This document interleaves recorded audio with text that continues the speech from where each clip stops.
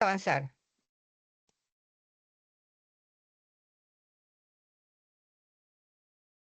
A ver un momentito, ahí nos quedamos, en los gérmenes oportunistas, la Candida albicans. Habíamos dicho, con el tratamiento desaparecen los hallazgos radiológicos. Sin tratamiento, entonces se empeora e incluso invade estómago. Entonces el cuadro se hace más penetrante y más complicado para el manejo. Bien, acá tenemos en cuanto a la esofagitis por Candida albicans, tenemos, miren, el defecto, miren, este es son esófagos al doble contraste, tenemos defecto de represión y acá vemos áreas de nodularidad y microulceraciones, miren, y la mucosa es gruesa. Acá habíamos dicho, a ver un momentito, estos bordes espiculados completamente, miren, con finas úlceras en toda la mucosa, tanto en el borde derecho como en el borde izquierdo. Y acá tenemos la imagen que les mencioné en piel de serpiente, completamente, vemos imágenes nodulares, finas microúlceras. Acá relleno vemos una disminución del peristaltismo y acá cuando pasó el contraste, miren, hay una distorsión de los pliegues longitudinales. Muchas veces este signo se confunde con la presencia de varices esofágica. En estos casos hay que hacer el diagnóstico diferencial de varices esofágica y también de cáncer esofágico con aspecto varicoide. Cuando no sabemos el diagnóstico. Siempre el diagnóstico de la Cándida albicans es por biopsia, se hace una biopsia y al toque se confirma, ¿no?, la presencia de la candidiasis, de la Cándida albicans. Acá, este es un esófago con Cándida albicans, miren, incluso acá, si nosotros sabemos que es una cándida, ¿no?, vemos estos bordes irregulares en sacabocado, falta de llenado de este segmento, entonces nos confundimos con una neoplasia. Esto es, ¿no?, con biopsia es demostrado que se trata de una candidiasis y vemos presencia de placas con falta de represión y hay imágenes de sustracción. Están focalizadas en este segmento del esófago.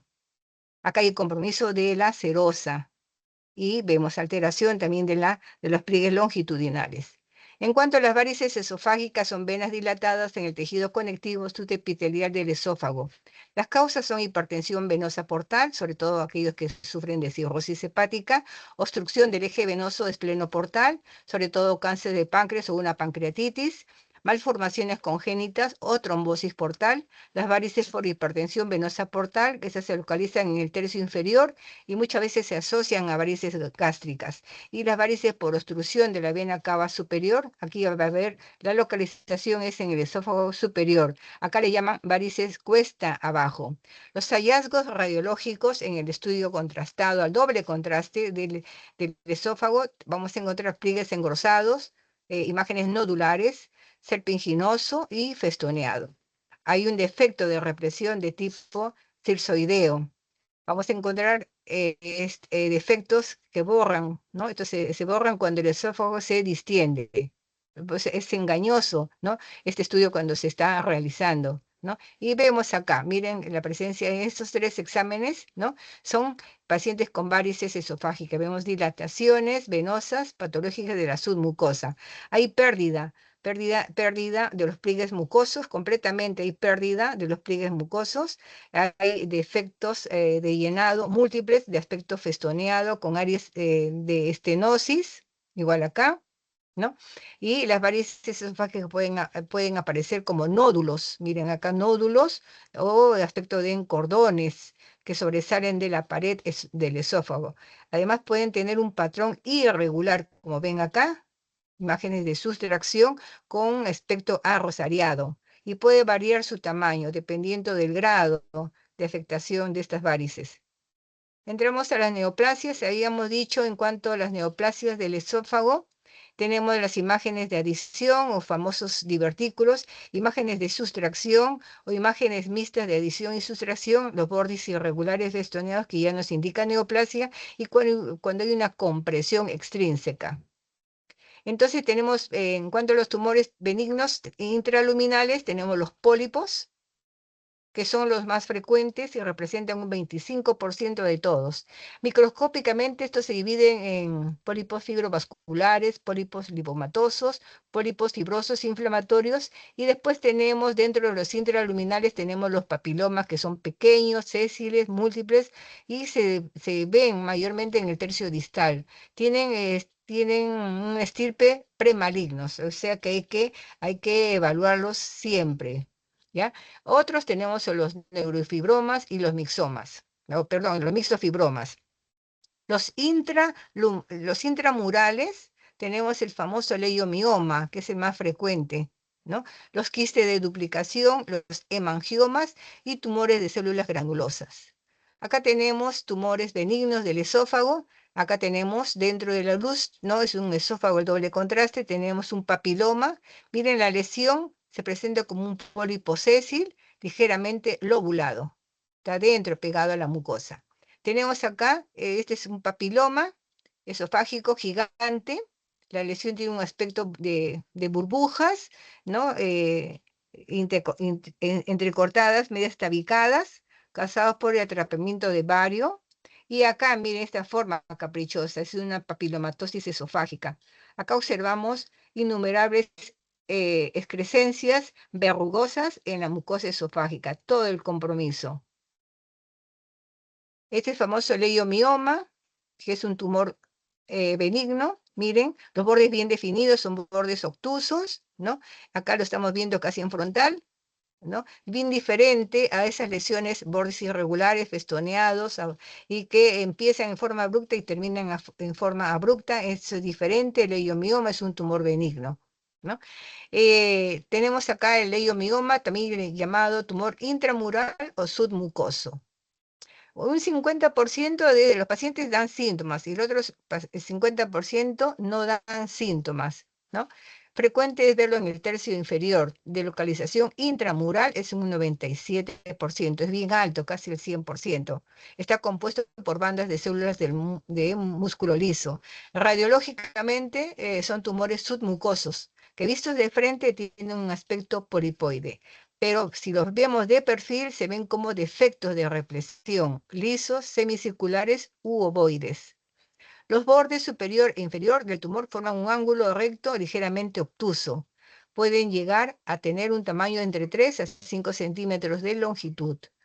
Mayormente estos se ven en el tercio inferior y medio. Muchas veces estos, cuando se hace el esofagograma, siempre se ve a nivel del mediastino, ¿no? Se acompañan con una masa de partes blandas. Esto es dependiente del mediastino. Cuando hacemos el esofagograma, siempre vamos a ver, ¿no? Una masa que se acompaña y es a nivel del mediastino, una pequeña tenue radiopacidad en el mediastino. Bien, acá tenemos también otro tipo de tumores benignos. Tenemos acá un pólipo adenomatoso, ¿no? Esto es el esófago de Barrett. Vemos el pólipo, se origina en la unión del esófago con el estómago y se extiende hacia el esófago distal por encima de acá vemos la hernia y tal, y muchas veces podría confundirse con un pólipo esófago gástrico de tipo inflamatorio. Acá tenemos otro pólipo esófago gástrico inflamatorio. Este es el primero, es un pólipo inflamatorio que lo vemos, ¿no? Como un pliegue prominente. Vemos acá las flechas rectas que surge, ¿no? Desde el cardias y se extiende hacia el esófago distal, como una masa lisa en forma de mazo. Acá vemos, ¿no?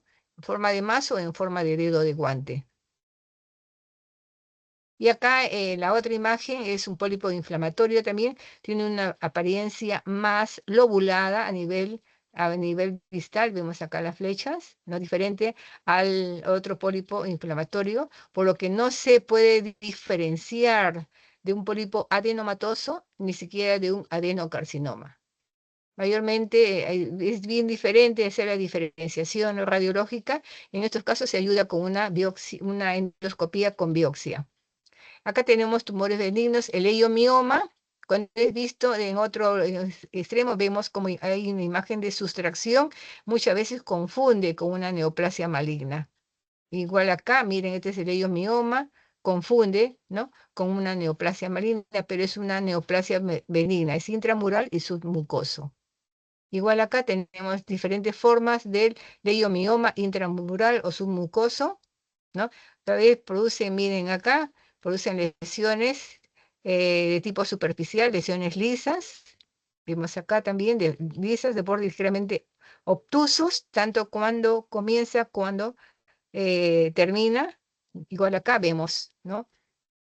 Igual acá vemos el tumor, leiomioma, tumor benigno. Acá vemos una estenosis secundaria a una sonda nasogástrica. Por eso hay que tener cuidado cuando el paciente tiene mucho tiempo la sonda nasogástrica. En neoplasia maligna del esófago, mayormente vamos a encontrar neoplasia anular, polipoidea, puede ser sésil o pediculada, infiltrante, y cuando es ulcerada, forma como pequeñas fístulas, como ulcerada, como tenemos acá el menisco de Karman, que es típico de la neoplasia del esófago, como también de la neoplasia maligna del estómago. En los tumores malignos tenemos el leiomiosarcoma, sarcoma de Kaposi, tumores de células pequeñas, el linfoma y el melanoma. Y también vamos a encontrar que estos pueden hacer metástasis a mama, pulmón y podemos encontrar un melanoma. El carcinoma del esófago mayormente se da en varones, el 90% de tipo escamoso o epidermoide, el 10% adenocarcinoma primario del esófago medio y distal. Los síntomas mayormente son cuando están avanzada la sintomatología, disfagia, pérdida de peso, factores de alto riesgo como el esófago de Barrett, alcohol, tabaco, estenosis cáustica, post-radiación, estenosis de larga evolución. Hallazgo radiológico, vamos a encontrar una masa o engrosamiento irregular de la pared esofágica superior a 5 milímetros, áreas de estenosis excéntrica de la luz, hay dilatación proximal del esófago por encima de la obstrucción. El adenocarcinoma del esófago suele parecer sobre una lesión conocida como esófago de Barrett, afectando el tercio inferior. Acá tenemos el carcinoma esofágico extenso que afecta el tercio inferior. Esto es irresecable, ya no tienen tratamiento. Acá tenemos el mismo paciente, vemos acá el cáncer, forma imágenes de sustracción que afecta el tercio medio, con áreas de fistulización, miren, áreas de fistulización que el contraste está pasando, es contraste yodado, está pasando al mediastino. Entonces, los hallazgos radiológicos que podemos encontrar de un cáncer maligno del esófago, tenemos imágenes anulares constrictivas. Estas son más comunes, las imágenes en corazón de manzana, la variedad polipoide, masas irregulares, forman ángulos agudos con la pared del esófago. Vamos a encontrar áreas de infiltración que afecta a la mucosa, formando áreas de estenosis, y la otra característica es la presencia de imágenes ulcerativas. Como vemos acá, diferentes cánceres malignos. Vamos a encontrar estenosis secundaria a cáncer esofágico de aspecto infiltrativo, miren sus bordes y la disminución. Esta es la imagen en manzana mordida, ¿no? Acá vamos a encontrar este tipo de cáncer, miren, áreas de fisulización, ulceración, úlceras grandes, miren, afecta a todos los bordes derecho e izquierdo de la mucosa interna. Igual acá vemos otra imagen, áreas de sustracción, igual acá vemos bordes fistulizados con úlceras grandes, y acá vemos acá úlceras y toda la interrupción de la musculatura de todos los pliegues longitudinales. El esófago de Barrett, ya lo hemos hablado, es una metaplasia columnar progresiva del esófago secundario de una esofagitis crónica por reflujo. Tiene naturaleza premaligna, carcinoma in situ y un adenocarcinoma invasor del esófago. Datos radiológicos, vamos a encontrar estenosis esofágica, va a haber una hernia que acompaña a este esófago de Barrett, vamos a encontrar reflujo con engrosamiento de los pliegues de la mucosa, áreas de ulceración y un patrón reticular que compromete toda la mucosa esofágica, sobre todo el tercio distal. Su diagnóstico, si no lo vemos por radiografía, que es bien difícil, ¿no?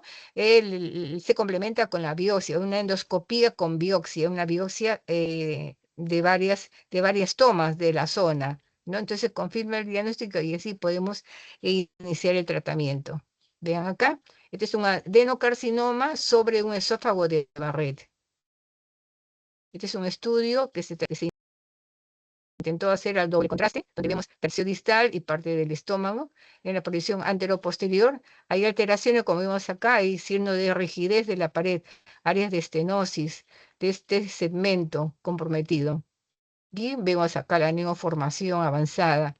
Y la biopsia fue la que nos ayudó, ¿no?, a hacer el diagnóstico de un adenocarcinoma sobre un esófago de Barrett. Igual acá vemos el esófago de Barrett, ¿no? Áreas de constricción con anillos, ¿no? En el tercio medio del esófago. Acá vemos una imagen de adición, igual acá, que son pequeñas úlceras que forman imágenes de adición, parecidos a una úlcera benigna.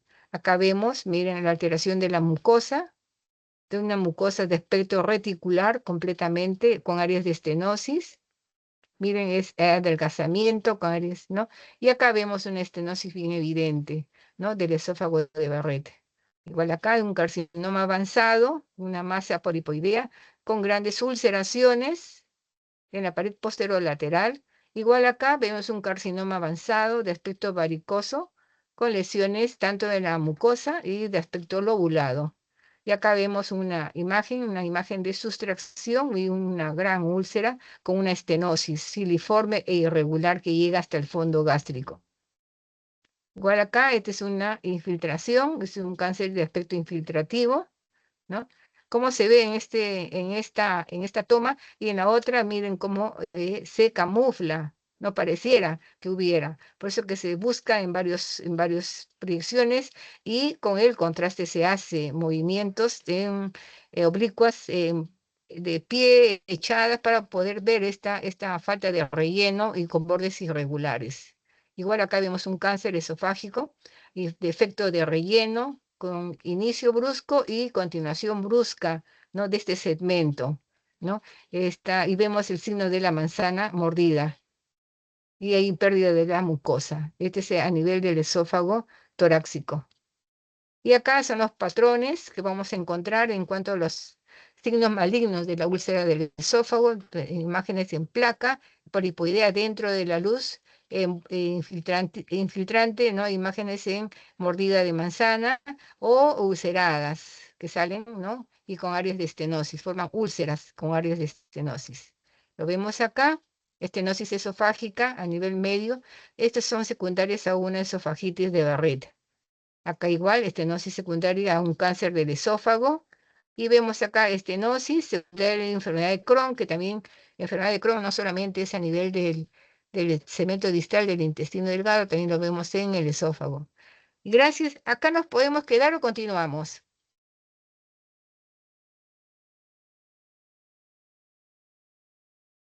Sí, doctora, me ¿Continuamos? parece, me parece que, bueno, en realidad, doctora, depende más de usted, porque yo creo que mis compañeros hoy día tienen un poco más de disponibilidad de tiempo. Ya, entonces continuamos, ya, y termino para no tener nada pendiente. En cuanto al estómago normal, tiene la forma de bolsa en forma de J, que se ubica en el epigastrio y en el cuadrante superior izquierdo. El estómago mide de 25 centímetros en su eje longitudinal, 12 centímetros en su eje transverso y 8 centímetros en su eje anteroposterior. Su capacidad varía entre 1000 a 1500 centímetros cúbicos. Tiene un grosor inferior aproximadamente de 5 a 4 milímetros. Y sabemos ya reconocer el fondo, el cuerpo, el antro y el píloro, que tiene una longitud de 2 a 5 centímetros y un grosor de 3 milímetros. Acá tenemos histológicamente cómo está las partes del estómago. Tenemos la parte de afuera, la serosa, la muscular, la submucosa y la mucosa. ¿no? Que se conecta con la luz interna del estómago. Y acá tenemos diferentes formas de estómago. No todos tenemos el mismo tipo de estómago. Tenemos un estómago hipertónico, un estómago ortotónico, un estómago hipotónico. Acá demora en hacerse vaciamiento gástrico, o un estómago atónico que llega a alcanzar hasta la región del hipogastrio. ¿Ya? Entonces también tenemos otra variante, tenemos el estómago en buey, ¿no? Donde la cisura, tenemos acá, la cisura angularis está por encima, miren acá, está por encima, la cisura angularis está por encima del píloro. ¿Ya? Una diferencia es la famosa estómago en asta de buey, ¿no? Y acá tenemos las formas, ¿no? Parte del esófago distal, el cardias, ¿no? El fondo gástrico o fundus gástrico. Tenemos acá el cuerpo, el antro, el píloro y el duodeno. El fundus gástrico con el cuerpo, ambas tenemos células parietales y células principales. Las células parietales tenemos que forman el ácido clorhídrico y también el factor intrínseco. Y las células principales tenemos el pexinógeno. Bien, acá en cuanto a la mucosa, el fundus gástrico tiene la forma de un mosaico irregular que se hace irregular a medida que va descendiendo hacia el cuerpo gástrico. En cambio, la curvatura menor y hasta el píloro, los pliegues gástricos se hacen paralelos. A nivel del píloro los pliegues son finos, paralelos y se continúan dentro del bulbo duodenal para hacerse más o menos espiroideos. Acá tenemos un estómago normal, donde vemos los pliegues rugosos en la pared posterior del cuerpo gástrico y se observan como defectos de relleno. Vean acá, de radiolucentes, de 3 a 5 milímetros de forma tubular, ligeramente ondulados. Y acá tenemos la curvatura menor, la curvatura mayor, el antro y el fondo gástrico. En cuanto a la técnica, primeramente empezamos con una placa de abdomen simple, una radiografía de estómago duodeno con sulfato de bario al doble contraste, que es lo que manda, ¿no? el estudio, angiografía para ver hemorragias, sitios de sangrado, la ecografía para ver masas, diferenciar de quistes, sólidos de quistes eh, que presentan detritus, la tomografía y la resonancia magnética. En cuanto a la radiografía de abdomen simple, ya hemos hablado bastante, entonces lo vamos a pasar, ¿no? Hemos hablado de la presencia de una placa torácico-abdominal, de un neumoperitoneo, de una neumobilia o aerobilia, de una ascitis, de una pancreatitis crónica, de cuerpos extraños, de un besoar. Este tenía pelo, acá le sacaron un manojo de cabello, ¿no? O podemos hablar del vólvulo de sigmoides, o una hepatomegalia, una vesícula en porcelana, o la presencia, visto es una placa de múltiples cálculos mixtos que están en la vesícula biliar, una colilitiasis, o un fibroma gigante, está dependiente del útero, o calcificaciones de la pared de la aorta y las ilíacas, ¿no? En cuanto al estudio, ¿no? Del estómago y duodeno al doble contraste, ¿cuáles son los beneficios? Alta sensibilidad, llega al 100% en detectar patologías. Es ideal el estudio al doble contraste. Acá vamos a ver la distensión de sus paredes y la visualización de los contornos. Asimismo, estudia la mucosa gástrica y el marco duodenal. Es importante tener un buen equipo de rayos X con amplificador de imagen, ¿no? Con buena fluoroscopía, televisor, todo lo necesario. Y acá usamos también las proyecciones, aparte de todas las que hemos mencionado, la posición en tren de Lembour y la posición en tren de Lembour invertida, o también le llaman la posición de Fowler. El contraste que usamos, al doble contraste usamos el sulfato de bario, el EZ, ¿no? El gaseovet y la sal de Andrews. La sal de Andrews va primero, ¿no? Crea burbujas, el paciente tiene que estar en ayunas. La sal de Andrews crea burbujas en el estómago, o sea, distiende el estómago, ¿no? Y una vez que ha distendido el estómago, que no erupte, le damos todo el contenido del gaseovet líquido. ¿Ya? ¿Qué utilidad tiene el gasovet, ¿no? La sal de Andrews dentro del estómago, que el gasovet rompe las burbujas y distiende más al estómago, sin eructar el paciente, ¿ya? Que no erupte. Y luego diluimos el bario que viene en polvo, ¿no? Y le damos por cuchara más o menos, le da 10 centímetros cúbicos, ¿no? todo junto y el paciente tiene que no eructar y dar vueltas completas sobre la mesa para hacer la mezcla, para que estos tres elementos se mezclen y se adhiera a la mucosa. Queremos nosotros hacer doble contraste de la mucosografía. Lo primero que queremos es la mucosografía, por eso que tenemos que tener el estómago completamente distendido y que se adhiera el contraste, ¿no?, en la mucosa y ver los pliegues longitudinales. Esta es nuestra finalidad, ¿no? El estudio del doble contraste incluye desde el esófago hasta el ligamento de Treis. O sea, vamos a ver todo el marco duodenal, ¿no? ¿En qué caso no se usa el contraste? Cuando hay perforación, cuando hay cirugías previas. ¿Qué acaso no se hace este examen cuando la paciente está en los primeros 3 meses de gestación?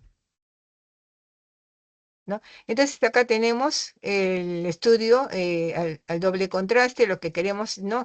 En frontal vemos el fondo gástrico con vario, importante ubicar el diafragma, ¿no? Vemos el fondo gástrico, vemos la curvatura menor, la curvatura mayor, ¿no? El cuerpo, en la región antropilórica y después el canal pilórico. Aquí vemos que el paciente está en posición supina, por lo que el contraste del sulfato de bario reposa en el fondo gástrico o fundus gástrico. Y el aire está a nivel del cuerpo y a nivel del antro y región pilórica. Entonces, estas es las características cuando el paciente está en decúbito supino, cuando está echado. También acá vemos, ¿no?, en posición, ¿no? Acá son las proyecciones que usamos. Acá está en decúbito dorsal, ¿no?, que vamos a estudiar tanto el cuerpo gástrico y la región antropilórica, cuando el paciente está en decúbito dorsal. Cuando el paciente está en decúbito oblicuo izquierdo, que vamos a estudiar tanto la región antropilórica y el cuerpo gástrico. Vemos que el fondo está con sulfato de bario, difícil de evaluarlo. Aquí está en decúbito ventral, ¿no? ¿Qué vamos a estudiar? Vamos a estudiar el fondo gástrico, vemos que no hay no hay bario y podemos ver los pliegues, ¿no? También estudiamos el antro y la región del píloro. Acá, en esta proyección, vemos la paciente está de pie, es una dama, cómo caen las glándulas mamarias, ¿no? Acá vamos a estudiar el fondo gástrico, parte del cuerpo, y se aprecia el bario que está en la región antro y a nivel del píloro. Y estamos viendo parte de la región del bulbo duodenal. Esta es parte de la primera porción del duodeno. Vemos que hay clips, ¿no? La paciente ha sido operado de una colelap, le han hecho una cirugía vesicular por colelap. Acá tenemos en bipedestación, vemos que hay nivel, ¿no? Que entonces, ¿qué estudiamos? Estudiamos en esta oblicua izquierda, estudiamos el fondo gástrico y parte del cuerpo antropilórico. El antropilórico está con bario y pasaje del contraste al marco duodenal. Acá estamos viendo el marco duodenal, ¿no? En la misma paciente vemos acá los clips, ¿no? Y acá tenemos en decúbito dorsal. Aquí estudiamos el cuerpo gástrico, las curvaturas, ¿no? La curvatura menor, mayor, y la región del fondo gástrico está con bario, difícil de estudiarlo, y más bien vemos la región del antropíloro que podemos evaluarlo porque no hay bario. Estamos viendo muy bien la mucosa. Acá en este otro estudio, el paciente está en decúbito oblicuo izquierdo. ¿Y qué vamos a estudiar? Más que todo, el antropilórico y el pasaje del contraste al duodeno. El fondo gástrico está con sulfato de bario, difícil de evaluar. Y vemos que aún está pasando contraste del esófago al estómago. En cuanto a la angiografía, habíamos dicho, ¿no?, que es importante para el diagnóstico de hemorragias digestivas altas, ¿no? Aquí la angiografía requiere una hemorragia considerable, que sea más o menos de 0,5 centímetros por minuto para su demostración. El estudio se hace angiografía y tomografía a la vez, ¿no?, para poder detectar hemorragias agudas, y la tomografía con enterografía, ¿no?, en fase crónica, vamos a encontrar la presencia de sangrado, ¿no? Y también es útil, ¿no? Y también tiene bastante utilidad práctica para dar los tratamientos adecuados de acuerdo a protocolos establecidos. Cuanto a la ecografía, el traductor que se usa es un convexo o curvilíneo de 9 megahertz, porque más que todo es para obtener mayor profundidad en el abdomen, más o menos 30 centímetros de profundidad. No es una técnica directa para el estudio del estómago y duodeno, más bien nos ayuda para evaluar el grosor de la pared del estómago. También nos ayuda para detectar la presencia de metástasis a nivel hepático, si hay adenopatías a nivel de la pared aórtica, ¿no? O también adenopatías en el territorio celíaco o a nivel del espacio retroperitoneal y también a nivel del hilio hepático.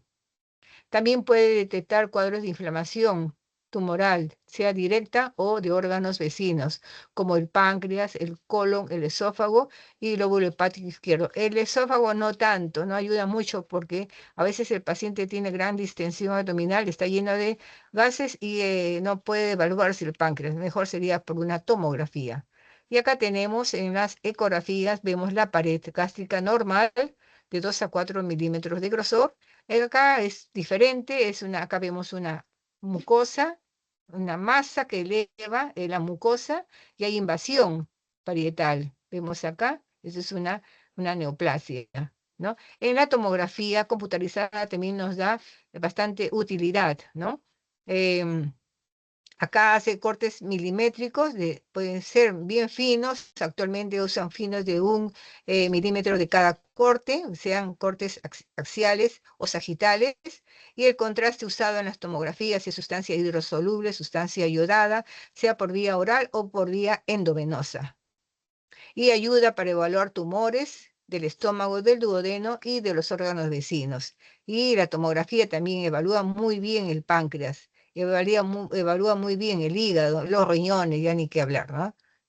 Y ayuda para estadiaje de los tumores gástricos.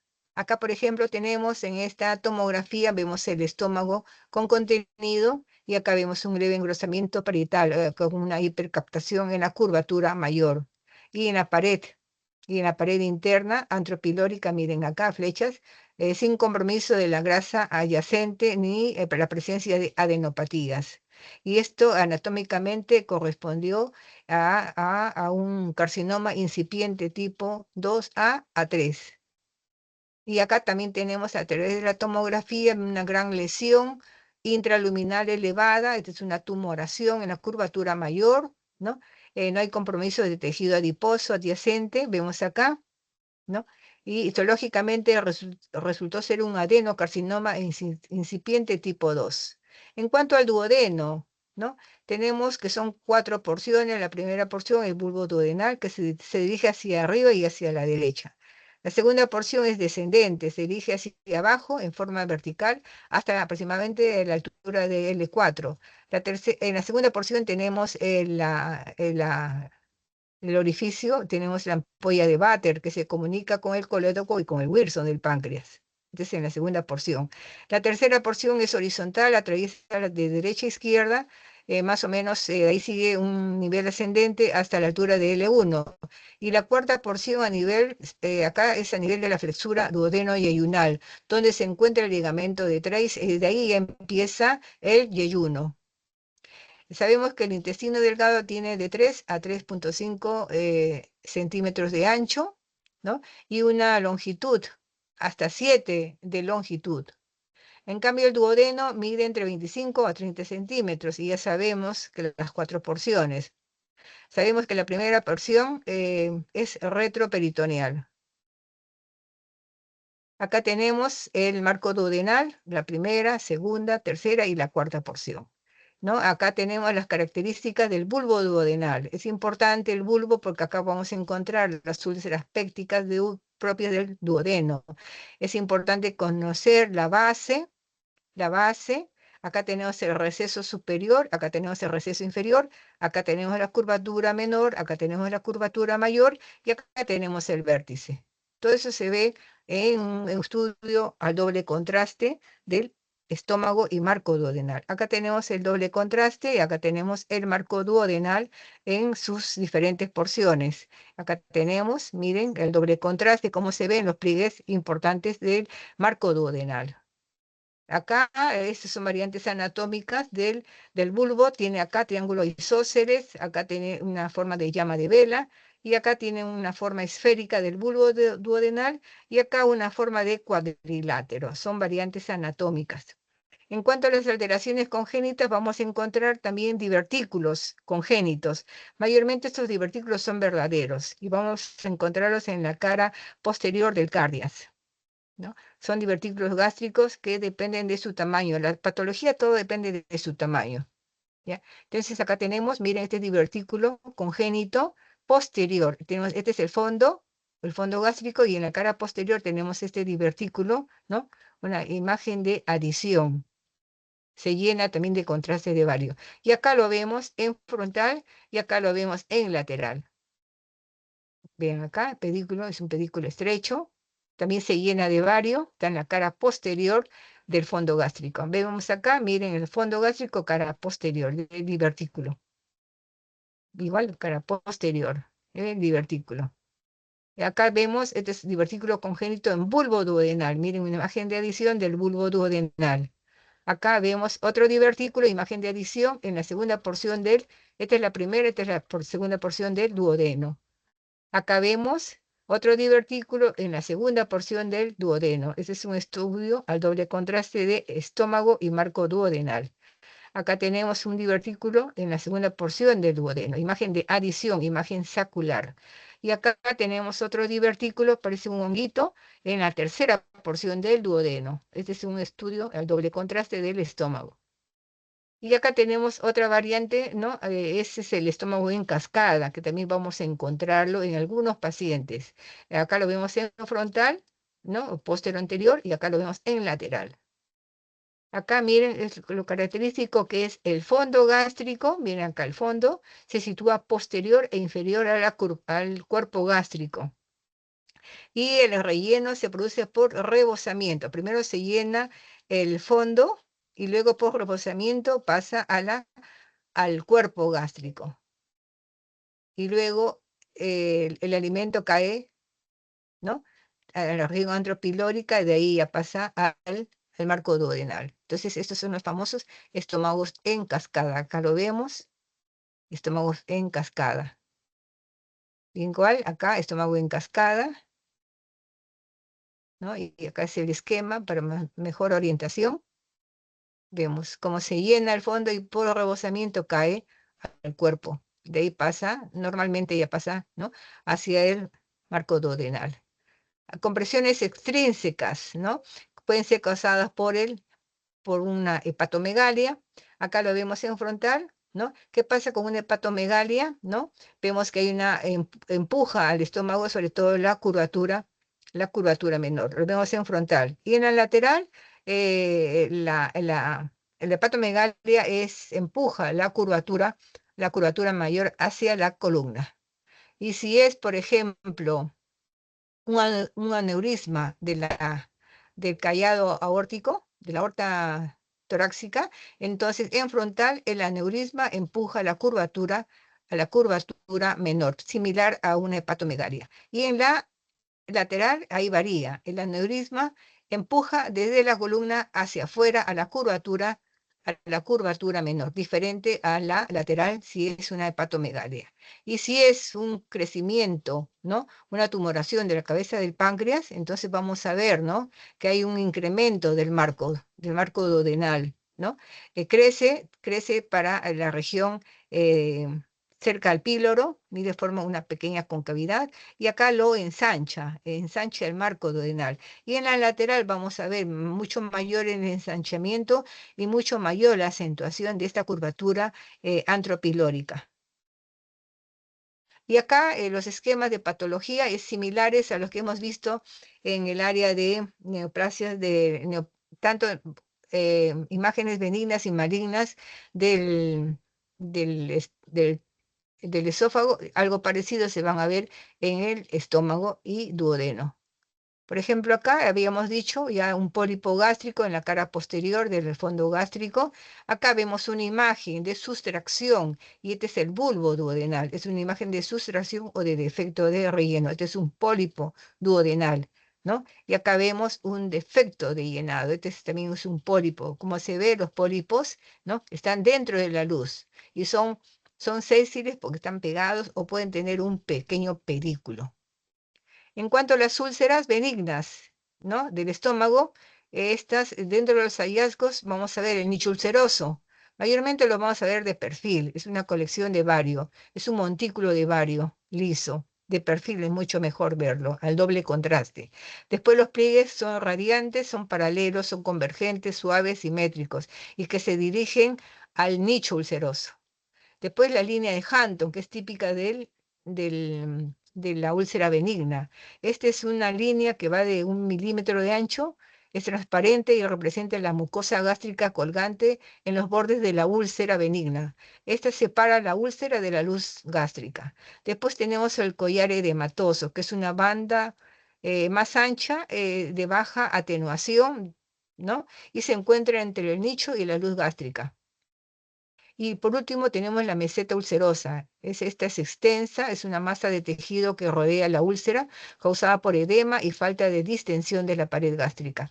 Acá tenemos diferentes tipos de úlceras pépticas, ¿no? Benignas que se pueden encontrar en el estómago y también en el marco duodenal. Por ejemplo, acá tenemos una úlcera duodenal y acá a nivel de la cisura, angularis, es una úlcera gástrica aislada, o podemos encontrar dos úlceras separadas, una en la úlcera duodenal y otra a la altura más o menos de la borde inferior de la curvatura menor, o podemos encontrar una úlcera gástrica a nivel de un saco herniario. Una hernia deslizante podemos encontrar una úlcera péptica, pero es bien raro de ver estos tipos de úlceras. Acá vemos acá la columna donde se está mirando, entonces tenemos acá el estómago, el doble contraste y vemos la imagen de adición. Vemos que la úlcera, el nicho ulceroso se ha llenado de sulfato de bario. Está en la curvatura menor. Y acá esta imagen lineal, finita, finita, es la línea de Hampton, y esto grueso es el collar edematoso. Acá lo vemos magnificado, este es el nicho ulceroso, la línea de Hampton, y este es el collar edematoso. Vemos acá la úlcera péptica, este es el nicho de la úlcera que se llena de bario. Tenemos acá la línea de Hampton que es de 1 milímetro. Tenemos acá el signo del anillo, este es el signo del anillo, lo amarillo y lo celeste, ¿no?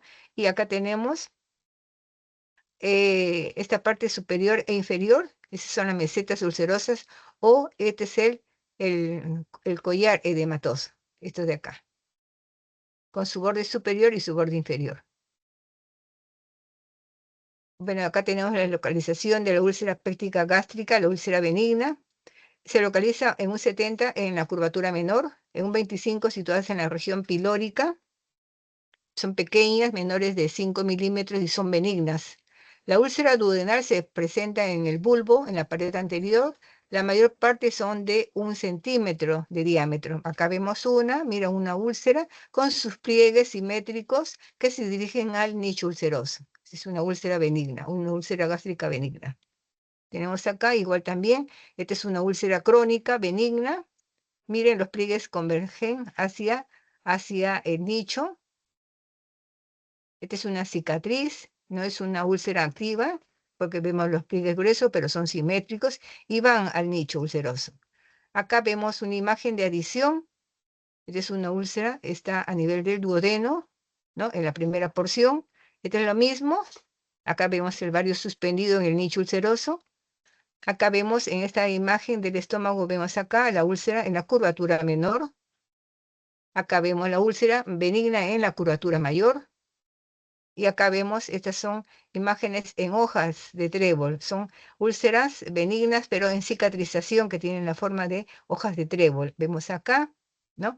Acá igual también vemos una imagen en hoja de trébol, que es secuela de una cicatriz. Acá lo vemos igual, ¿no? La imagen en hoja de trébol. Y acá se ve mucho mejor la imagen típica de hoja de trébol, que es cicatriz ulcerosa, a nivel del bulbo duodenal. Este es un macrobulbo gigante, que es rarísimo. Acá hay un incremento del marco duodenal por un cáncer de cabeza del páncreas, cómo se ensancha. Y acá vemos infiltración de la neoplasia en la segunda porción del duodeno. En cambio, acá vemos un Ascaris lumbricoides, que es típico de localizarlo bien en el marco duodenal o en el J1. Es típico su localización del Ascaris lumbricoides. En las complicaciones de la úlcera péptica gástrica tenemos hemorragia, perforación, obstrucción, puede haber estenosis pilórica, penetración hacia el páncreas a nivel del hígado o un mesocolon transverso. Acá tenemos unas complicaciones de la úlcera péptica. Vamos a encontrar una estenosis a nivel del píloro, es una estenosis pilórica, y vamos a encontrar una gran dilatación con contenido alimenticio. Muchas veces esta estenosis nos confunde con una neoplasia maligna o una reactividad de un cáncer, o una cicatriz o una úlcera cicatrizada. En cambio, de las úlceras malignas es todo lo contrario de la úlcera benigna. Vamos a encontrar es intraluminal, es excéntrica y está situada dentro del tumor. Esta úlcera es más ancha que profunda. Tiene nicho en forma irregular. El borde de la úlcera puede ser nodular. Sus pliegues gástricos son gruesos, amputados, fusionados, o se agrega una úlcera maligna. La separación es abrupta entre la mucosa normal y el cráter ulceroso. Vamos a encontrar el famoso menisco de Karman, que es todo diferente, ¿ya? Tiene una configuración semicircular en el borde interno y siempre es convexo hacia la pared gástrica, y la concavidad está dirigida hacia la luz gástrica. Estas úlceras malignas nunca cicatrizan, siempre están activas. De perfil, la úlcera tiene un aspecto, ¿no? Lo vamos a ver por dentro de contorno, se ve, ¿no? La úlcera está proyectada por dentro del contorno gástrico. Como vemos acá, miren, esta es la úlcera maligna, verán, no tiene el aspecto de imagen de adición, sus bordes son irregulares y no vemos los pliegues, no convergen hacia ella. Vemos acá es típico el menisco de Karman, miren acá, es una imagen, ¿no? Esta es la úlcera y acá todo el borde es el menisco de Karman. Miren cómo destruye este segmento, bien diferente a la úlcera benigna. Igual acá vemos, ¿no? El signo del menisco de Karman. Es una úlcera maligna, configuración semicircular y es convexo respecto a la luz de la cavidad gástrica. Acá tenemos un cuadro de comparación entre úlcera benigna y úlcera maligna. Esto lo dejo para que vean, ¿ya? En cuanto a la gastritis, tenemos causas agudas, crónicas, granulomatosas y enfermedad de Menetrier, ¿no? Agudas, tenemos la flemonosa, la enfisematosa, corrosiva, hemorrágica y eosinofílica. La crónica es una atrofia, puede ser causada por anemia perniciosa, que altera el fondo gástrico. La granulomatosa, tenemos la enfermedad de Crohn, la tuberculosis, el LUES y la actinomicosis. Y la enfermedad de Menetrier es un engrosamiento de los pliegues gástricos secundario a una hiperplasia de las células mucosas. Frecuentemente, esta enfermedad de Menetrier está asociada con pérdida de las proteínas entéricas e hipoalbuminemia. Es una condición preneoplásica. Hay que tener cuidado con esta enfermedad de Menetrier. Acá tenemos signos de gastritis, vemos los pliegues gástricos. Acá, por ejemplo, este es un estómago normal, el que vimos anteriormente. Vemos acá la curvatura, menor la curvatura, y acá vemos los pliegues, ¿no? Gruesos y medios ondulados, que es normal a nivel del cuerpo. La curvatura está bien definida. Pero cuando vemos, ¿no? Todo lo contrario, miren acá, este es un estómago patológico, miren cómo se ven los pliegues gástricos, se ven completamente engrosados, ¿no? No tienen una continuidad, se entrecruzan, ¿no? Y a nivel de la curvatura menor también, y en la curva mayor vemos estas imágenes festoneadas y irregulares. Entonces, este es en relación a una gastritis típica.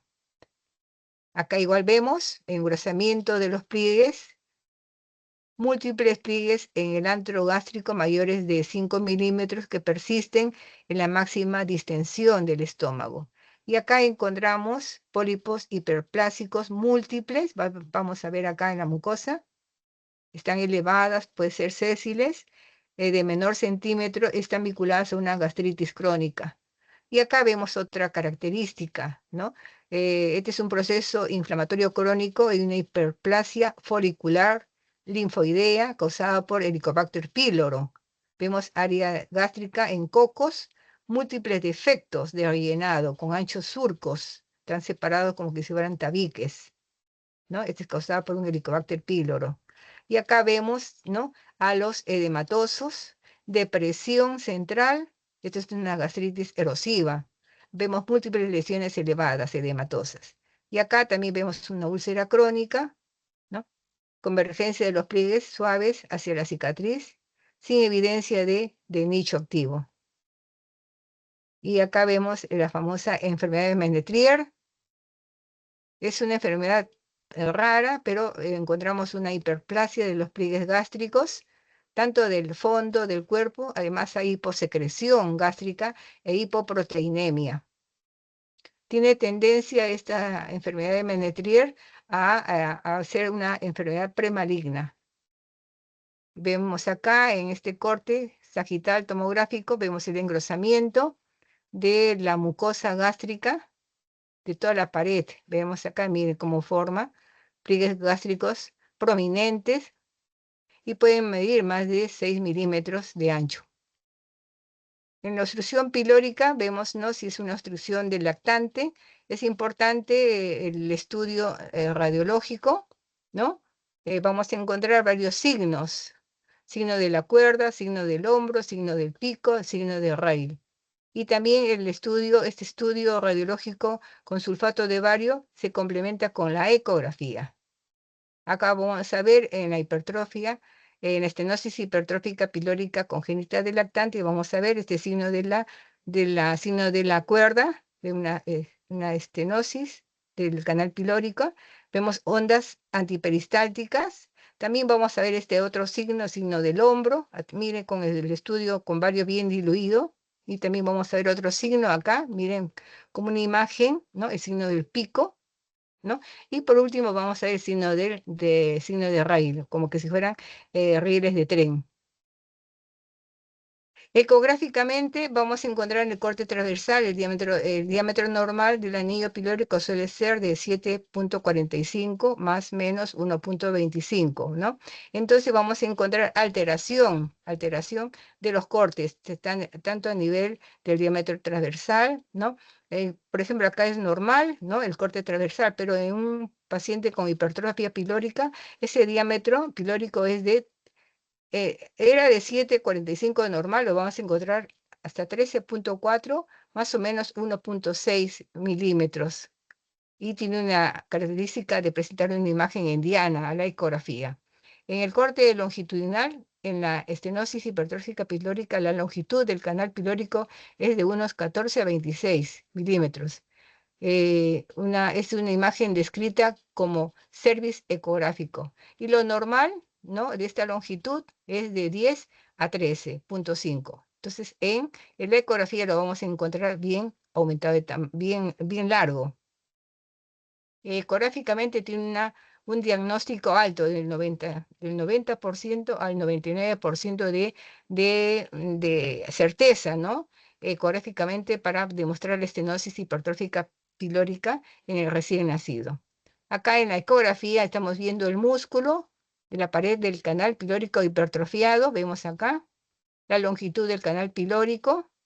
Vemos acá el píloro, esta es la longitud del canal, está ancho. Y acá a un costado vemos el estómago. En cuanto a los tumores gástricos benignos, tenemos los pólipos, los adenomas vellosos, los tumores submucosos, ¿no? Acá de los tumores submucosos tenemos el leiomioma que nos persigue, los fibromas, los lipomas, tumores neurogénicos y el carcinoma. Todos son tumores gástricos benignos. Y acá tenemos un pólipo gástrico, ¿no? Y acá, cuando está el estómago bien lleno, vemos una imagen de adición que no se pinta con el bario, pero después de que se ha vaciado el bario, vemos un halo mixto, opaco y radiolúcido. Entonces, este es el pólipo, es un defecto de represión, pues único, mayor de 2 centímetros y de superficie irregular, y está localizado a nivel entre el cuerpo y a nivel del antro. Acá tenemos otra, esta es una imagen al doble contraste, ¿no? Del estómago vemos, mire, esta forma de un adenoma velloso, tiene la forma de una coliflor, acá lo vemos, ¿no?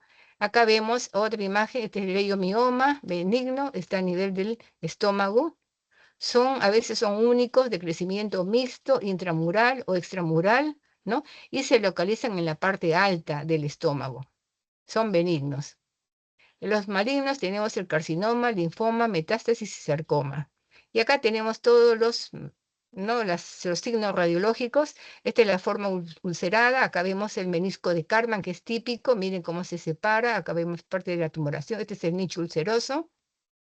Y el defecto de represión que está rodeando al menisco de Karman. Acá vemos en otra proyección la imagen polipoidea y está localizada en la curvatura mayor.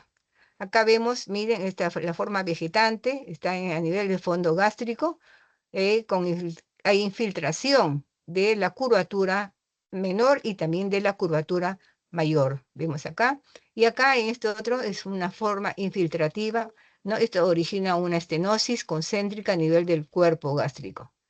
Y acá tenemos cuando la úlcera es maligna y vamos a ver los pliegues cómo se cortan y nunca llegan al nicho ulceroso.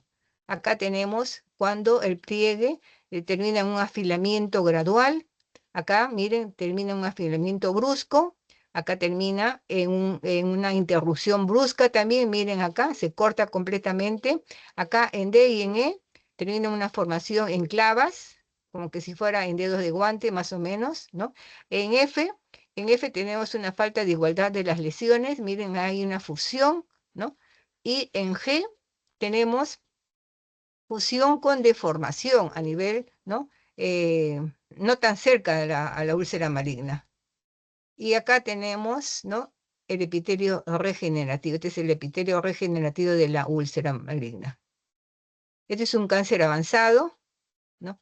Donde encontramos signos del menisco de Karman, áreas de estenosis, úlceras, imágenes de sustracción tanto en la curvatura mayor como en la curvatura menor. Y lo más característico es encontrar el menisco de Karman. Y también el cáncer gástrico se cataloga por tipos, tipo 1, tipo 2, tipo 3 y tipo 4. Tenemos acá, esta es una rinitis plástica, miren acá, hay una rigidez, una espasticidad, ¿no? De un cáncer gástrico avanzado. Esta imagen se mantiene igual en todas las proyecciones que se le realiza al paciente. En cuanto a la metástasis, tenemos del cáncer maligno es por vía linfática, diseminación hematógena y siembra peritoneal. En la siembra peritoneal hay que tener presente el tumor de Krukenberg. Y tumores metastásicos, tenemos aquellos que dan defectos de represión, ¿no? Imágenes a veces son bien definidas, de base ancha, pueden presentar ulceraciones con aspecto en ojo de buey o típico del melanoma maligno metastásico. Este melanoma también se le ha visto en el cáncer de pulmón, en el cáncer de páncreas y en el cáncer de colon. Y otra característica es, en cuanto al cáncer de mama, puede dar también un tipo de rinitis plástica. Y en estómagos operados depende de la técnica del cirujano. Vemos el Birro 1, que es una gastroduodenostomía. El tipo 2, vemos que es una gastroyeyunostomía. Gastroyeyunoanastomosis, perdón. Hallazgos radiológicos post-gastrectomía en las 72 horas. Puede haber una atonía gástrica que va entre 24 y 48 horas después de la cirugía. Puede haber una dilatación aguda gástrica o incluso puede haber un hilio adinámico, ¿no? Puede haber una hemorragia, una obstrucción gástrica por edema. Las complicaciones quirúrgicas, lesiones esplénicas, dehiscencia del muñón duodenal, colección absceso intraabdominal, fístula anastomótica, sepsis intraabdominal, puede haber una estenosis en la anastomosis esófago-yeyunal, o, perdón, vamos a terminar, o una anemia megaloblástica. Estas son las complicaciones quirúrgicas. Y las complicaciones en pacientes gastrectomizados, famoso dumping precoz o tardío, mala absorción, mala digestión, diarrea, náuseas, vómitos, dolor abdominal, disfagia, malnutrición calórica, déficit vitamínico mineral, anemia multifactorial, bridas, adherencias en la zona del muñón, úlceras en la zona de la anastomosis y recidiva tumoral. Estas son las complicaciones. Bien, acá hemos terminado. Gracias por su paciencia, gracias por su tolerancia. Y cierto que la teoría ha sido bien larga, disculpen, pero es difícil recortar estos temas que ustedes es de prioridad, que lo van a tener presente en su carrera médica. Bien, acá tengo a mi perrito. Muchas gracias, Sandy, doctora. gracias a ustedes. Que pasen una tarde bonita con la familia. ¿Ya? Voy a... Gracias, gracias, mil veces gracias. Gracias, doctora. Bien, Buenos días. O ya, buena tarde entonces ya. nos estamos viendo. Ya me pasas ya con mi grupo de práctica. Ya he cambiado y ya gracias por estar conmigo. Ya después chequeo los exámenes y vemos cómo están. Sí, ¿Ya? doctora. Ya. Listo, doctora. Buenas tardes Gracias. con todos. Buenas tardes. Buenas tardes.